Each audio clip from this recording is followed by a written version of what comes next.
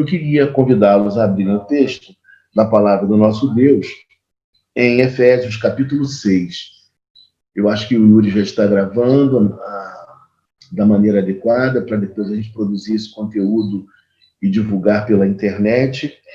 Nós queremos hoje falar de maneira sucinta, mas queremos falar sobre o capítulo 6. Vamos fazer a leitura primeiramente dos versículos de 1 a 4. Eu acho que será suficiente para esta noite. Não quero também me estender demasiadamente, porque não é o objetivo de um trabalho via internet, né? Tem que ser mais conciso, ok? Então diz assim a palavra do Senhor: filhos, obedecei a vossos pais no Senhor, pois isto é justo.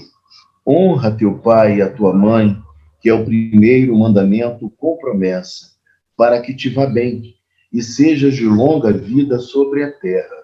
E vós, pais, não provoqueis vossos filhos a ira, mas criai-os na disciplina e na admoestação do Senhor. Amém? Vamos orar mais uma vez, irmãos? Senhor Deus e Pai Celestial, nós queremos te agradecer pela tua palavra, porque ela é viva, ela é eficaz, ela nos traz instrução, Pai, ó Deus, para vivermos o tempo presente, Pai. Assim como ela falou há 2000 anos aproximadamente, ó Deus, com esse texto através do apóstolo Paulo, a tua palavra nos fala ainda hoje da mesma forma. Por isso nós queremos te louvar, Pai, e nos apropriar desta noite, Pai, nesta noite, nos apropriar, ó Deus, dos teus ensinos, dos princípios, Pai, ó Deus, que saem da tua palavra, Pai. É assim que nós te oramos de maneira agradecida, porque o fazemos em nome santo de Jesus Cristo, o teu Filho amado. Meus irmãos, eu queria dizer para vocês nesta noite que sempre foi uma grande preocupação do apóstolo Paulo, e por que não dizer dos demais apóstolos também, que a igreja fosse bem, caminhasse bem, e que as famílias, obviamente, pudessem estar bem estabelecidas, vivendo o evangelho genuíno, com as verdades sagradas, tendo uma orientação correta na maneira de viver a sua espiritualidade prática. Nós precisamos dessas diretrizes para que, como cristãos em pleno século XXI, nós saibamos como gerir os nossos relacionamentos, sejam eles de amizade, dentro da própria igreja, sejam também relacionamentos dentro do âmbito da família, né, marido e mulher, e também o relacionamento com os nossos filhos. Isso é de suma importância para que a gente vá bem e para que cumpramos o verdadeiro propósito de Deus para sua criação, para cada um de nós. Bom, dito isto, o texto que nós temos à nossa frente, ele vai falar mais uma vez de obediência e também de honrar. E quando nós pensamos em obediência e submissão, por exemplo, são palavras que o nosso ouvido odierno não aceita. Nós não gostamos dessas expressões, porque já há um bom tempo, já há bastante tempo, nós estamos sendo solapados por outras ideias contrárias às ideias do Evangelho. Então, os nossos ouvidos, mesmo quem é crente, se sente incomodado quando ouve a expressão obedecer e quando também se ouve a palavra submissão. Mas eu queria dizer para vocês que, assim como falamos na última semana, em Efésios capítulo 1, versículo 21, nós temos um princípio geral para poder nortear a nossa vivência e a nossa convivência. O texto nos fala: sujeitando-vos uns aos outros no temor do Senhor. Embora nós estejamos em posições diferenciadas, marido, mulher, pais e filhos, mas ainda assim nós temos um princípio geral que norteia os nossos relacionamentos, que é a sujeição mútua, que fala no versículo de número 21. Existe essa sujeição e ela é boa e necessária para os nossos relacionamentos. O apóstolo Paulo, quando escreve o capítulo 6, e ele fala a respeito da relação entre pais e filhos, o apóstolo Paulo está com uma grande preocupação, assim como ele também possui uma preocupação em relação a marido e mulher. Porque naquele período, em relação a marido e mulher, como eu falei semana passada, Os homens, por vezes, eram profundamente brutos em relação às suas esposas. Eles podiam despedi-las por motivos mais insignificantes possíveis. Então, o apóstolo Paulo vem com uma palavra profundamente equilibrada, mas que, ao mesmo tempo, mostra ao homem qual é o seu papel, qual é a importância do seu comportamento à luz do evangelho, que ele tem uma diretriz, ele tem um protótipo, ele tem alguém que ele deve seguir, e é Jesus Cristo. Então, ele deve amar a sua esposa como também Cristo amou a igreja. E quando nós adentramos no capítulo 6, não é muito diferente o cenário. Por quê? Porque o pai, principalmente o pai, naquele período, o pai tinha direito de fazer o que bem entendesse com a sua prole. Então, na cultura romana, era assim. Então, só para ilustrar, o que acontecia? Quando uma criança nascia, ela era colocada no quarto do pai. E uma vez colocada ali, se o pai a pegasse no colo, era sinal que ele a estava aceitando e acolhendo no âmbito da família, do lar. Mas se o pai deixasse a criança no berço, era sinal de que o pai havia rejeitado aquela criança. E, portanto, ele poderia doar aquela criança, vender aquela criança, pasmem vocês, ou até mesmo colocá-la em algum lugar para que ela viesse a morrer. Então, veja como era a mentalidade da época. Dentro do próprio judaísmo também, num certo sentido, quando um filho desobedecia ao pai ou fazia alguma coisa que fosse profundamente estranha à cultura, ele também sofria punições, como, por exemplo, no caso contado pelo nosso Senhor Jesus Cristo, da parábola do filho pródigo, né? Então, ali, o filho pede antecipadamente a herança. Aquilo poderia gerar consequências muito graves, como, por exemplo, dele ser deserdado e até mesmo dele vir a perder a própria vida. Tudo isso era comum, a lei contemplava esse aspecto. E aí, meu irmão, minha irmã, quando a gente olha para esse texto, a gente vê que o apóstolo Paulo, com uma sabedoria, com uma habilidade, de uma maneira muito especial, ele foi talhado realmente por Deus para exercer o papel pastoral, para num momento crítico, difícil, de uma cultura muito complicada, ele vir com valores reais do genuíno evangelho para que os relacionamentos fossem agradáveis ao nosso Deus. E aí, quando a gente olha para o texto, a gente observa primeiramente que ele diz: filhos, obedecei a vossos pais no Senhor. É muito importante essa expressão que ele utiliza, no Senhor, porque isso delimita o tipo de obediência em que o filho está, vamos dizer assim, obrigado a desenvolver. Ou seja, o filho deve obedecer ao pai se o pai também estiver em conformidade com a palavra de Deus, com princípios de Deus, com coisas corretas. Se o pai propuser alguma coisa equivocada, o filho não estaria obrigado, dentro dessa percepção, a cumprir.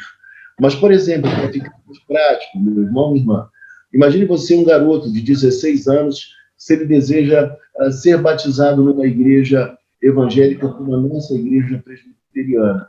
Ele deve obedecer ao pai se o pai não quiser. Acho que tem o microfone aberto. Se o pai não quiser, ele deve obedecer a seu pai, porque ele ainda é menor, ele vive na casa dos seus pais, ele deve manter a sua fé em seu coração, mas deve ser obediente a seu pai, por mais que isso possa parecer estranho. Tanto que na nossa igreja, quando nós batizamos alguém menor de idade, nós pedimos a autorização dos pais para fazê-lo. Não fazemos de qualquer maneira. Não podemos agir assim. Então, o apóstolo Paulo trabalha a ideia que essa obediência ela é devida ao pai, ela é necessária que assim aconteça. E ele utiliza alguns elementos importantes para a gente poder compreender melhor isso. Talvez vocês que assistam, como eu, a internet, né, gostem de assistir a internet, você deve ter visto alguns vídeos nos quais um cãozinho protege a sua prole, um cãozinho pequenininho, filhote, tenta brigar com o pai, se impor diante, ou do pai ou da mãe, não importa, e aí a mãe também o enfrenta e mostra quem é que manda ali, quem é a autoridade ali. E com isso nós vemos um princípio da própria natureza. Deus estabeleceu as coisas para que elas fossem assim para o nosso próprio benefício. Então, dessa forma, dentro de uma casa, de uma família, os pais não podem ficar dominados pelos filhos. Em algumas casas, isso acontece em pleno século XXI. Em nome de não feri-los, em nome de atender a sua liberdade como criança, os pais não fazem aquilo que é necessário ser feito. Os pais hoje estão reféns, em nome de uma série de ideias que estão presentes na nossa sociedade. E nós precisamos recuperar o papel que o próprio Senhor Deus conferiu a nós. É até lamentável que use essa expressão, recuperar um papel que é nosso, dado por Deus. Porque na sociedade maior, as pessoas estão pensando de uma maneira muito diferente a esse respeito. E as consequências estão na sociedade. Nós estamos vendo filhos agredindo a pais, nós estamos vendo a sociedade sem rumo, as coisas muito confusas em termos de comportamento. Por quê? Porque tudo foi subvertido, tudo foi alterado de ponta cabeça. E nós precisamos primar pelos princípios bíblicos, ainda que isso fira aos ouvidos daquele que vive e que nasceu em pleno século XXI. E a palavra de Deus nos fala, ainda de maneira mais enfática, que isso é justo, isso é correto. A própria natureza estabelece isso.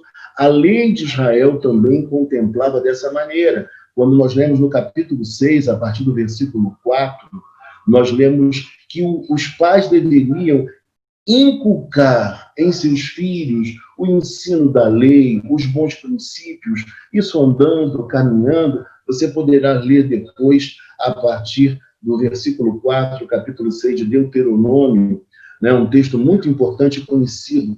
Então, é papel nosso, desde a mais tenra idade, instruir os nossos filhos nos conceitos, nos valores do Evangelho, porque só assim nós construiremos um mundo melhor, uma sociedade mais justa, uma sociedade com valores da paz, da igualdade, valores que são valores caros ao cristianismo. E eu diria para você que, além da lei, a lei fala sobre isso, né? Eu citei a passagem, também o Evangelho ele é permeado por esses valores e por esses ensinos. E nós, como pais, nós precisamos tomar essa dianteira. Eu diria para você, pode parecer até um pouco de machismo, mas esse papel, primeiramente, é do homem. O homem, o pai, ele tem essa incumbência da parte de Deus de trazer a família para perto, para oração, para adoração, para leitura bíblica, para esses valores que eu acabei de me referir, que são tão importantes, que são os valores do Evangelho. Bom, e aí o texto ainda diz para nós: honra a teu pai e tua mãe, que é o primeiro mandamento com promessa. E aqui ele cita esse mandamento e diz que é o primeiro mandamento com promessa. Alguns dizem que não há mandamento com promessa. Outros dizem que esse não é o primeiro mandamento com promessa. Existe uma discussão teológica que eu não quero me debruçar sobre ela neste momento. O que eu preciso dizer aos irmãos é que, na verdade, honrar o pai está para além de apenas obedecer.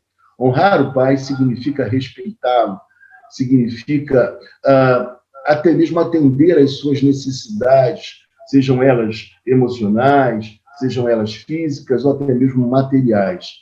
Obviamente, alguém quando se casa, a prioridade é sua casa, seu filho, sua mulher, mas tendo uma responsabilidade para com seus pais. Ele precisa atendê-los dentro das suas possibilidades, dentro das suas capacidades. Isso é profundamente agradável ao Senhor.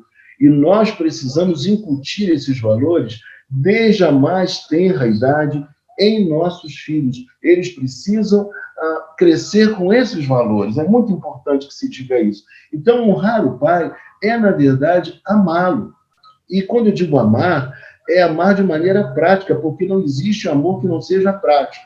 É cuidar, na verdade, contemplar suas necessidades, suprir as necessidades, se assim puder fazer. Deve ser essa forma de comportamento a mais natural, e o texto está falando sobre isso. E quando nós agimos assim, o texto diz que esse é um mandamento com promessa. Existe uma promessa, existe uma bênção toda especial sobre nós, sobre os filhos que agem dessa maneira. E quando a gente olha para o versículo de número 3, o texto vai nos dizer: para que te vá bem e sejas de longa vida sobre a terra. Observe comigo, os estudiosos são praticamente repetitivos em observar esse verso e falarem sobre dois aspectos desse verso. Se você puder anotar, anote o que eu vou dizer agora. A primeira coisa que eles dizem é o seguinte, é que a Bíblia explicita que aquele que honra seu pai, ele, na verdade, ele tem uma vida abençoada em todos os sentidos. Nós poderíamos usar a expressão uma vida próspera. Eu não queria usá-la porque quando a gente pensa em próspera, a gente pensa em teologia da prosperidade, mas não é isso.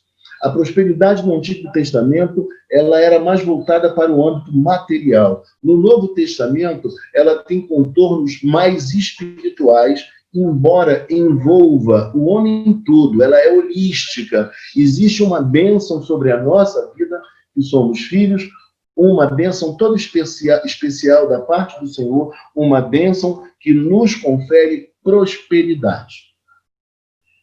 E diz mais ainda, existe um segundo aspecto nesse verso, e sejas de longa vida sobre a terra. O outro aspecto aqui é que também há sobre cada um de nós, filhos que obedecem, que honram seus pais, tem sobre nós uma outra bênção, que é a bênção da longevidade. Mas talvez alguém pudesse objetar nesta noite, mas pastor Carlos Henrique, mas eu conheço muita gente boa que honrou o pai e que morreu precocemente.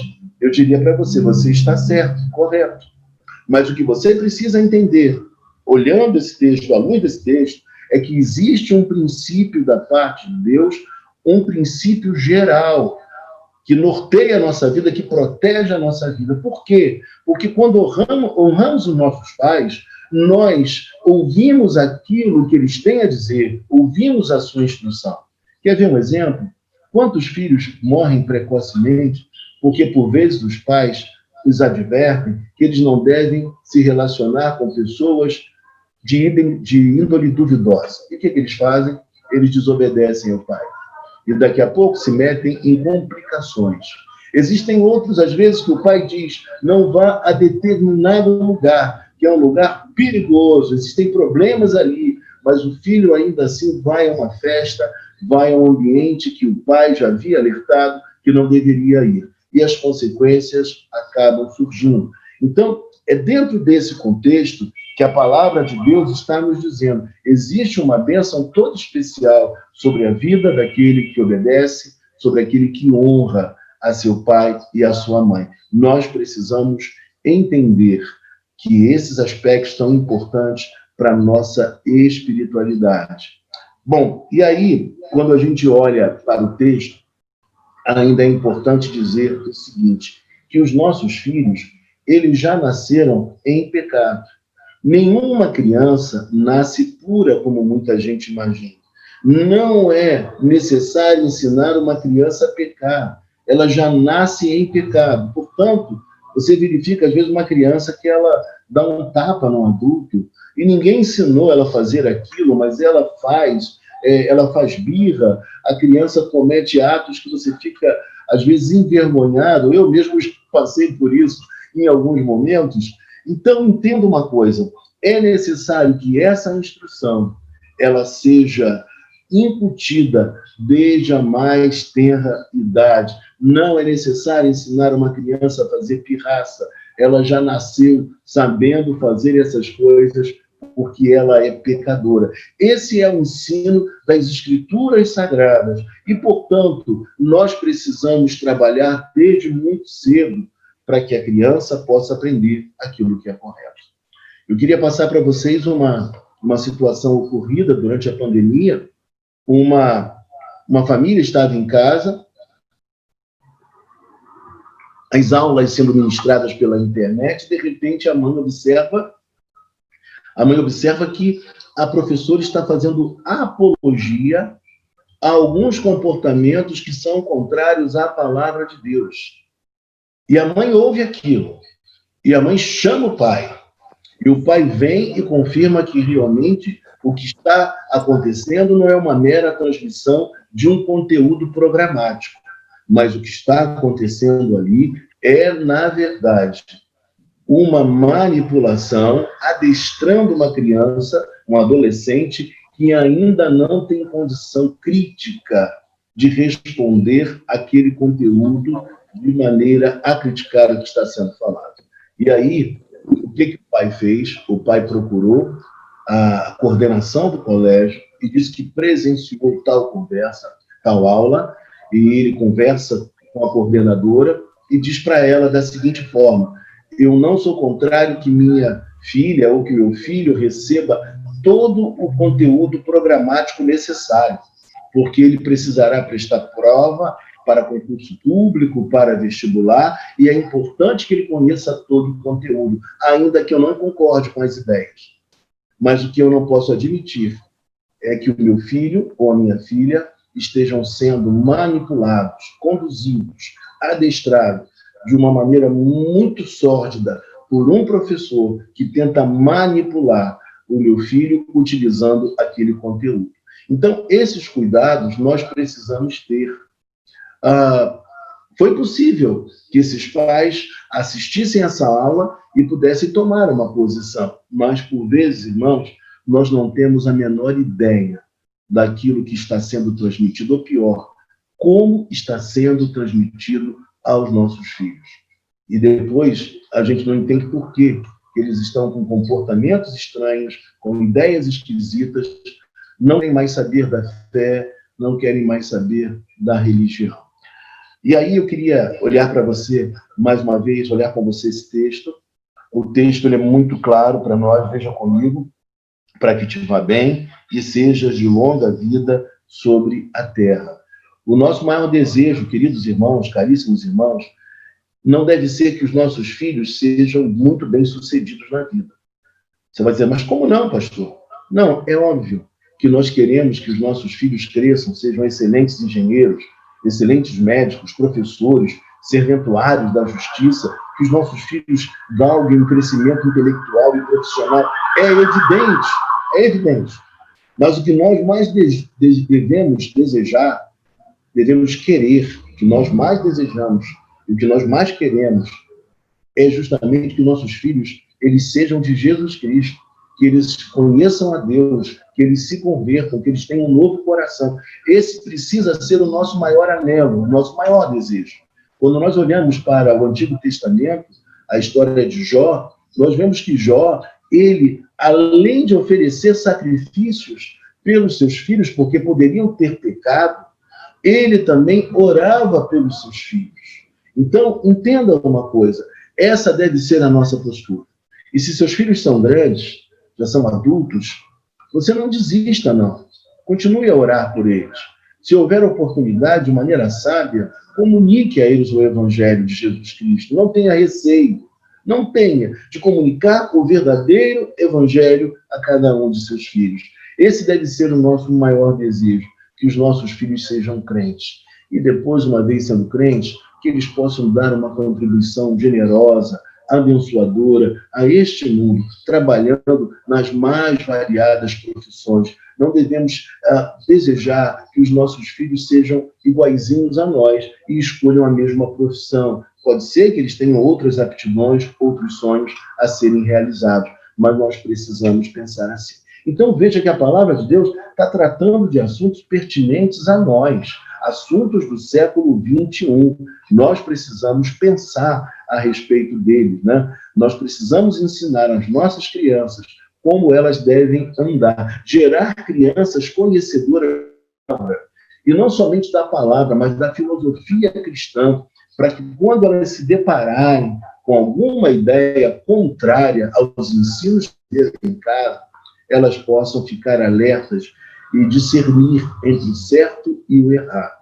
Gerar, de fato, uma criação que seja questionadora no bom sentido, porque hoje a grande maioria desses jovens estão recebendo um ensino através de influenciadores que eles não são capazes de questionar.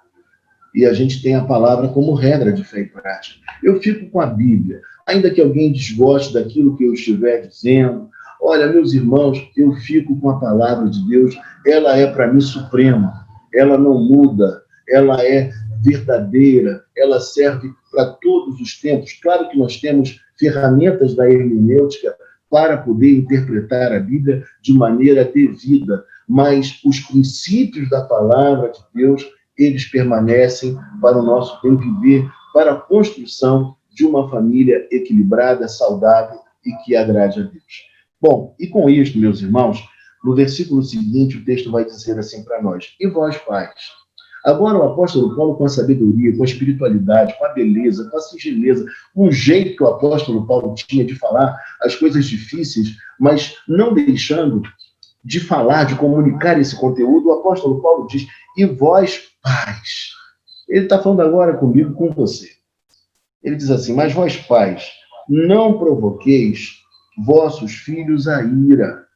Irmãos, por vezes os pais provocam os filhos a ira. Por vezes nós corrigimos os nossos filhos no momento indevido, na presença, às vezes, de uma pessoa estranha, ou por vezes o fazemos porque ficamos envergonhados por alguma pirraça, por algum mau comportamento que o nosso filho adotou em determinado momento. E por vezes, movido por esse sentimento, nós podemos agir de maneira indevida, podemos ser exagerados na nossa maneira de agir e de nos comportar. E o texto diz para nós que a gente não deve provocar a ira. Por vezes a gente deixa os filhos confusos, com muitos comandos: faça aquilo outro, não faça aquilo outro. Por vezes a gente também olha para os nossos filhos sempre pelo lado negativo, pela perspectiva negativa. Os nossos filhos têm competências, nossos filhos têm valores que nós precisamos também realçar e destacar. É papel nosso, é papel meu. Eu preciso trabalhar com muita sabedoria para que meu filho e minha filha, para que eles possam crescer e se desenvolver, se entendendo, se compreendendo, olhando para si, vendo as potencialidades, aquilo que tem de bom. Quantos de nós já não viram pessoas sem muitas qualificações alcançando postos elevados na sociedade? Lugar que seria de gente mais equipada, mais preparada, mas o que acontece? São aqueles menos aquinhoados pelo saber, pela intelectualidade, que alcançam. Por quê? Porque, às vezes, os nossos filhos foram criados de maneira acanhada, foram criados com uma maneira de se ver que chama hoje autoestima, autoimagem, se olhando de maneira muito pequenina, muito aquém. E é dentro do próprio lar que os nossos filhos serão forjados como homens e mulheres competentes para irem à sociedade. O lar é um local de treinamento para os nossos filhos. Meus irmãos, não podemos nos esquecer disso. E o texto diz que nós não podemos provocar a ira. Nós não podemos agir assim em relação aos nossos filhos. Por vezes, nós temos favoritismo.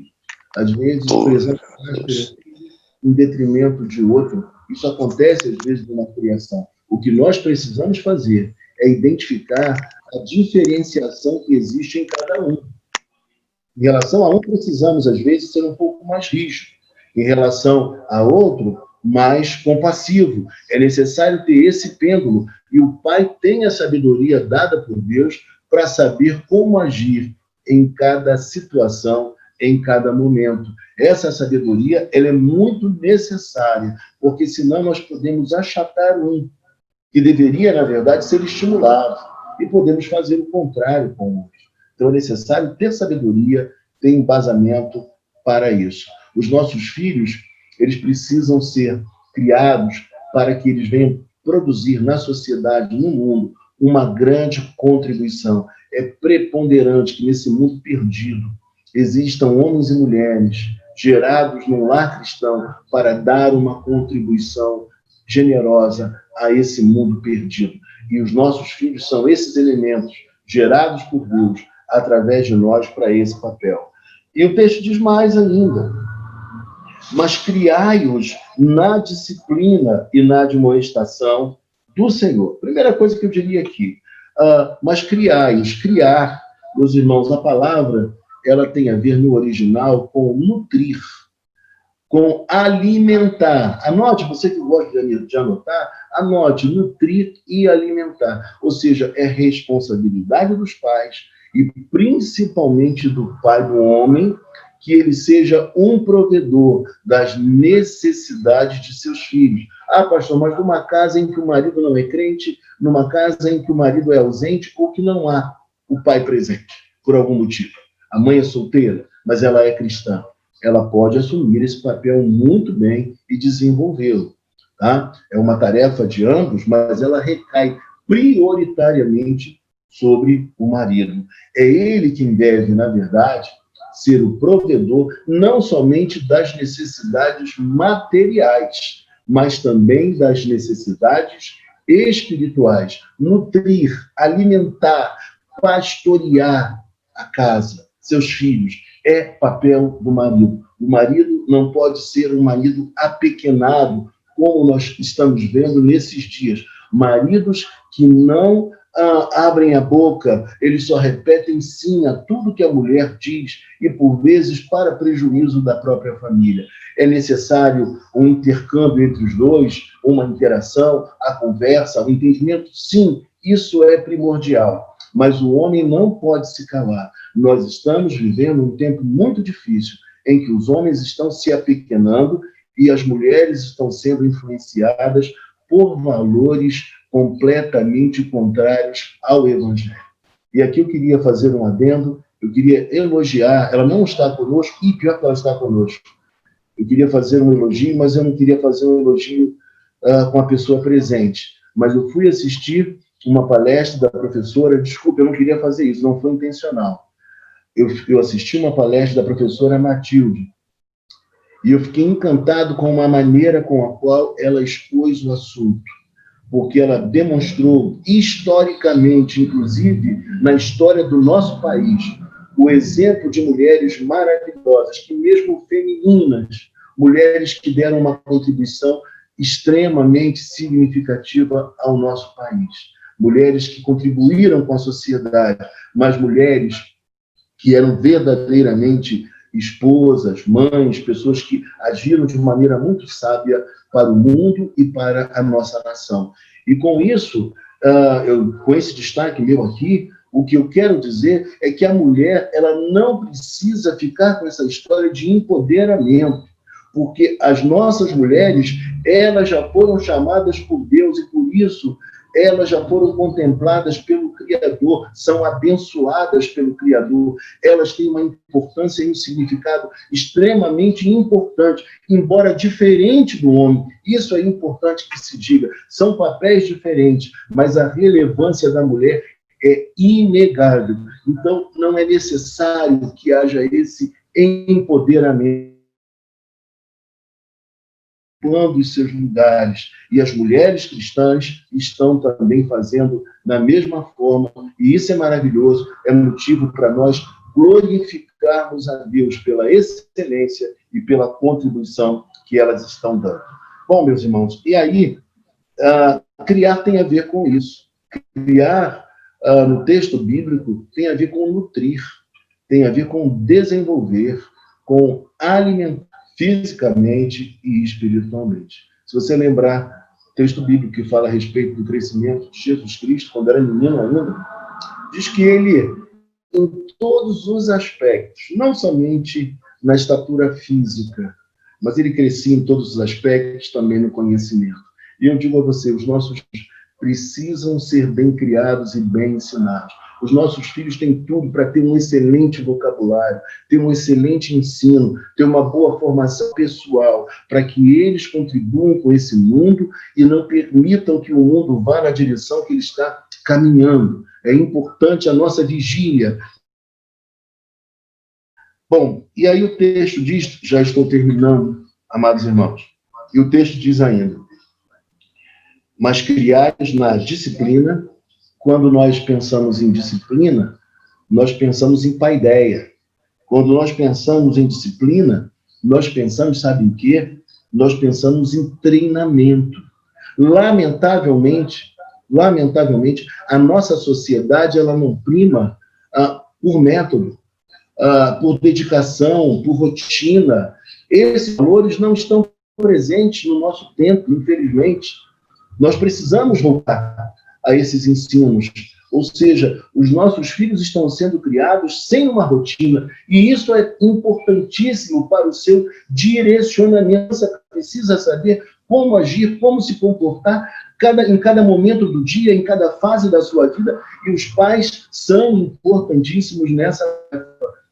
Irmão amado, irmã querida, entendo o que eu estou querendo dizer. Eu estou na mesma luta que vocês estão. Eu estou imbuído do mesmo propósito que vocês estão. Eu falando da palavra de Deus. Eu não cheguei lá ainda, mas estou profundamente desejoso de chegar também a essa postura, a essa realidade. Querido e querida irmã, disciplina se faz necessário. As pessoas não param para ler, não param para estudar. As pessoas não se dedicam quando chega próximo às provas, para poder ter um bom resultado. Tudo isso é extremamente necessário. Nós, como pregadores da palavra de Deus, por exemplo, quando nós estamos aqui falando da palavra de Deus, nós estamos tentando, dentro das nossas limitações, oferecer o nosso melhor. Nós nos dedicamos, oramos, estudamos, nos preparamos, lemos diversos livros, consultamos alguns compêndios importantes para oferecer o melhor a vocês. Eu sei que a nossa sociedade hoje, ela prefere algo água com açúcar, que seja rápido, que nem se sinta muito, mas que haja uma palavra de poder, que alguém diga que tudo vai ser resolvido, que os problemas irão embora no dia seguinte, ou quem sabe na mesma hora. Mas não é a verdade bíblica, e nós precisamos nos pautar pela verdade bíblica. Então, disciplina, meu irmão, minha irmã, rotina, tudo isso é por demais significativo em nossas casas, em nossas famílias. Nós precisamos viver assim. Isso é agradável ao Senhor. É lugar de treinamento. A casa é lugar de treinamento. E o apóstolo Paulo vai nos dizer ainda que essa educação, veja comigo, ele usa a expressão aqui, disciplina e na admoestação do Senhor. Primeiro, eu queria destacar que há uma limitação. Essa admoestação não pode ser feita de qualquer maneira, com qualquer sentimento, mas com a base verdadeira da palavra de Deus. Não pode ser com o mais novo ensino dos grandes coaches da história momentânea. O que nós precisamos fazer é ensinar aos nossos filhos as verdades sagradas do Evangelho, aquilo que é bom e que passa pelo crivo da palavra de Deus.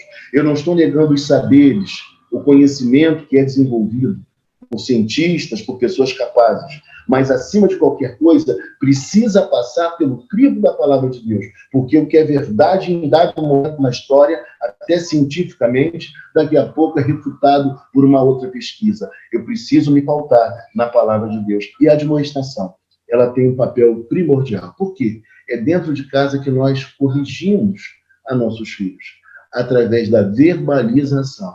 A admoestação tem a ver com verbalizar, com falar, tanto corrigindo, quando se faz necessário, e nós precisamos ter a coragem de fazê-lo, mas, ao mesmo tempo, amados irmãos, nós precisamos também, e a palavra é a mesma, admoestar, nós precisamos animar também aqueles que precisam de ânimo, de força, de encorajamento, porque tem uma tendência de se apequenar. Nós precisamos agir dessa dupla forma, para que os nossos filhos possam ser bem desenvolvidos e bem crescidos e, de fato, contribuir para o mundo. O apóstolo Paulo está escrevendo coisas aqui por demais importantes. É uma baita de uma palestra, é um ensino primoroso, e a gente precisa desenvolver, nós como cristãos reformados, o gosto por compreender a palavra de Deus com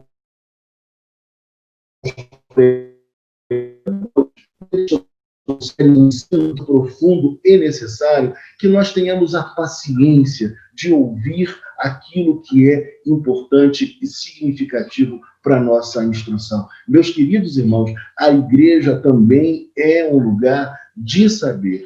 Eu digo a vocês, em alguns momentos da minha vida, eu tive sucesso em algumas provas porque eu era evangélico, porque eu lia a Bíblia, porque eu estudava teologia, embora a matéria fosse secular. Então, veja a importância e o valor. E para a gente fechar, eu queria que nós refletíssemos neste momento, que estamos terminando, sobre o papel de cada um de nós como pais, a nossa responsabilidade. Eu diria que, primeiramente, nós precisamos orar. Nós também devemos, como disse o apóstolo Paulo, não provocar os nossos filhos à ira. É um outro ponto importante que ele fala também aqui. Precisamos agir com amor. É aquele princípio maior que eu falei para vocês no versículo 21 do capítulo 5 de Efésios. Nós precisamos amá-los, considerá-los, querer o bem deles, e que isso seja notório aos nossos filhos, que fique evidente, que não paire nenhuma dúvida de que nós queremos o bem deles e que o bem deles passa pela palavra de Deus e pela vontade do nosso Salvador. E nós, como filhos, também nós precisamos pensar e refletir sobre como temos agido em relação a nossos pais. Se temos, de fato, obedecido a eles, claro, aqueles filhos que ainda estão no lar com seus pais, e se nós também temos honrado os nossos pais. Nós precisamos agir assim, honrar, agradecer a Deus por eles, ajudá-los, servi-los, atendê-los dentro das nossas possibilidades, dentro das nossas capacidades. Nós precisamos agir assim. Se tivermos recursos, precisamos também suprir suas necessidades, ainda mais num período quando a idade vai se avolumando, os dias vão se passando e que a necessidade se torna ainda mais imperiosa.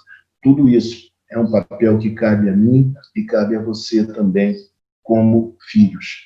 E que nesta noite o Senhor Deus possa ter nos falado sobre o equilíbrio necessário nessa relação entre pais e filhos, dentro de um contexto que o apóstolo Paulo vivia e que a cultura de Israel também vivia, não só o mundo romano, mas também para nós que estamos em pleno século XXI. Nós precisamos, a partir desse texto, responder às demandas desse tempo com o Evangelho. O Evangelho é atual e ele traz resposta para as nossas questões odiadas. Que Deus nos abençoe rica e copiosamente.